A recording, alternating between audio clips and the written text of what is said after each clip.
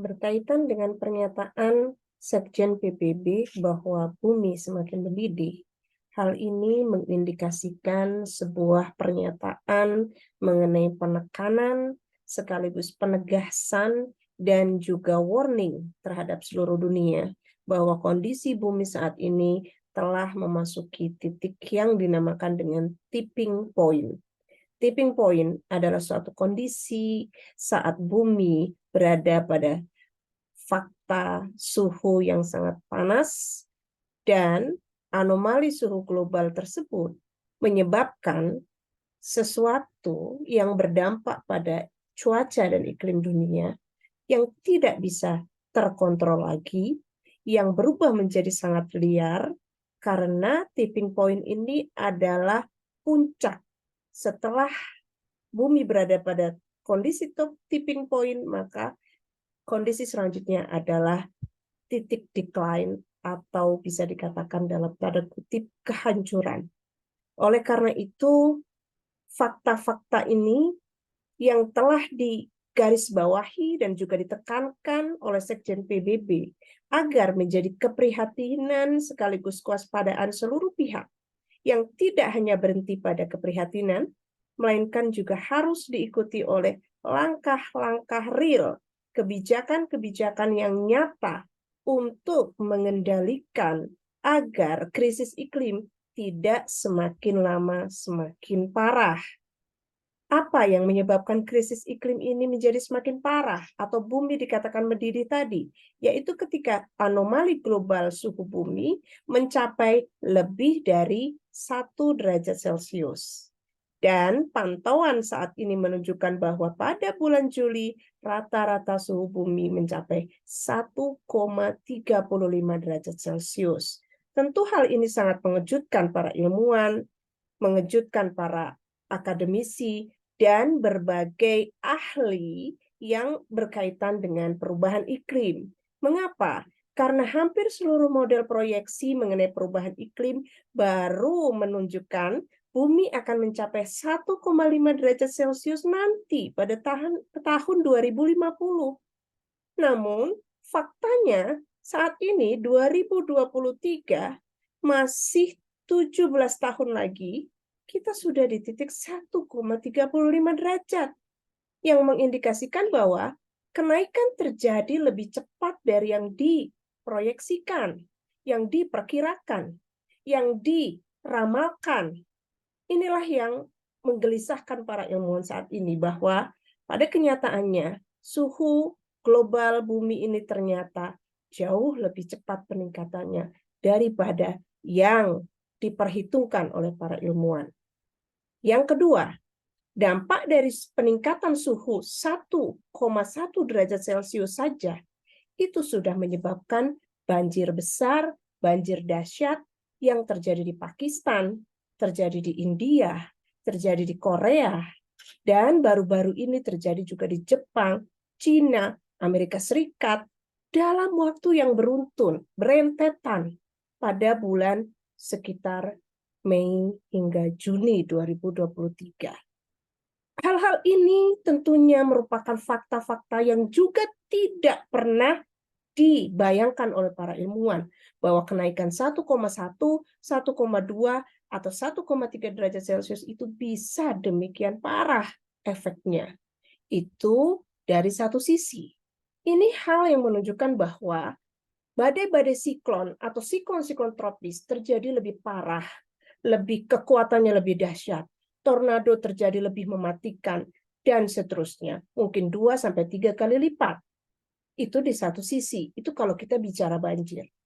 Kemudian di sisi lain, ketika kita bicara suhu yang memanas, otomatis negara-negara di belahan bumi utara akan mengalami apa yang dikatakan atau disebut dengan gelombang panas. Mereka terancam dengan gelombang panas ini yang mungkin tadinya 45-50 derajat Celcius, mungkin akan ada peningkatan yang terjadi secara cepat.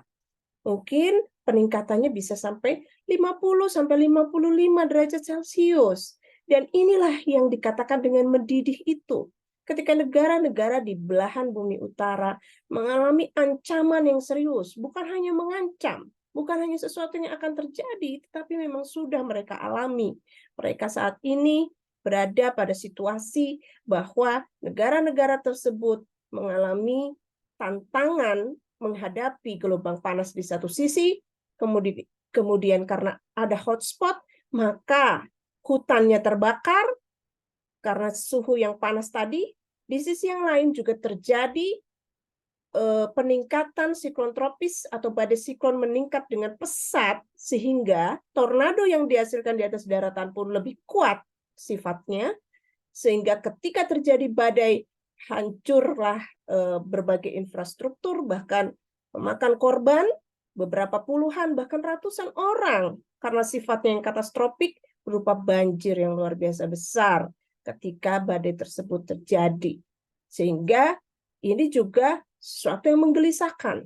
Jadi ada ancaman banjir dahsyat, dan juga di sisi yang lain ada ancaman dari gelombang panas. Ini yang sedang terjadi di negara-negara maju di belahan bumi utara, dan itu juga yang sedang dinyatakan oleh Sekjen PBB, peringatan mengenai fase bumi yang mendidih. Ketika 1,35 nanti semakin meningkat menjadi 1,4, 1,5 dalam waktu yang tidak lama lagi, dalam waktu yang mungkin lebih cepat dari yang kita perkirakan sebelumnya, tidak sampai 10 tahun, bahkan mungkin tidak sampai 5 tahun, maka inilah yang disebut dengan bumi ada pada fase yang jauh lebih tinggi levelnya dibanding hanya sekedar memanas. Tidak hanya memanas, tapi sekarang sudah panasnya menjadi lebih ekstrim. Itulah kata-kata atau istilah yang disebut dengan bumi mendidih. Dan kita di wilayah Indonesia, apakah aman-aman saja? Tidak.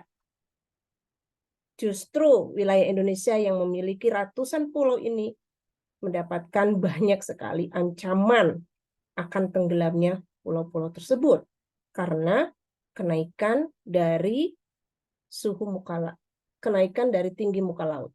Tapi tidak hanya tinggi muka laut saja yang efeknya dari pencarian es yang kita khawatirkan.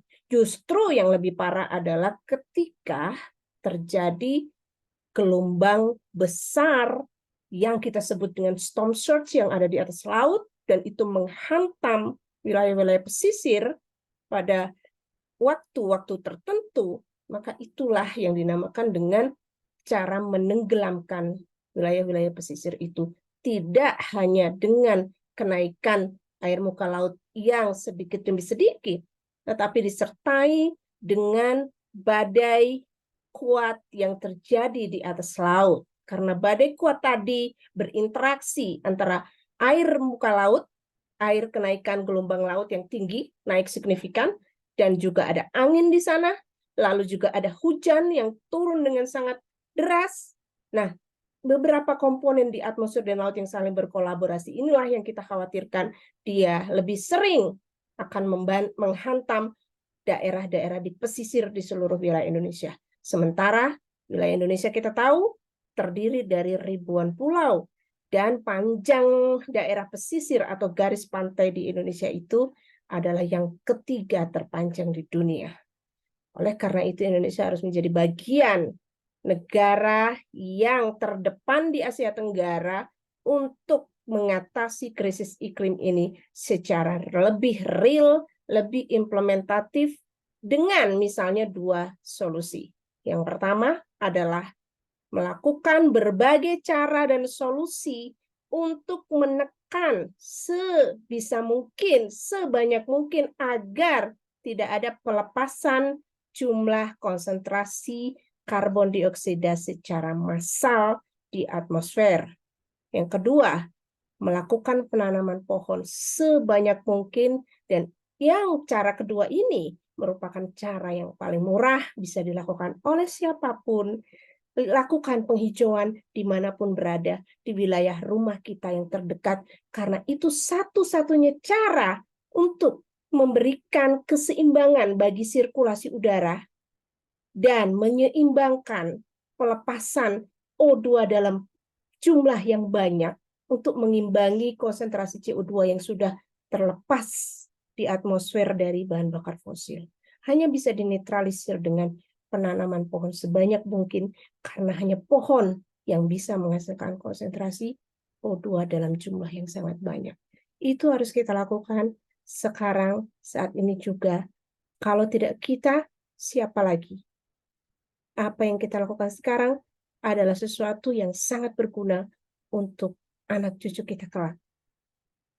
Mari kita selamatkan bumi, mari kita selamatkan Indonesia dari krisis iklim yang semakin parah.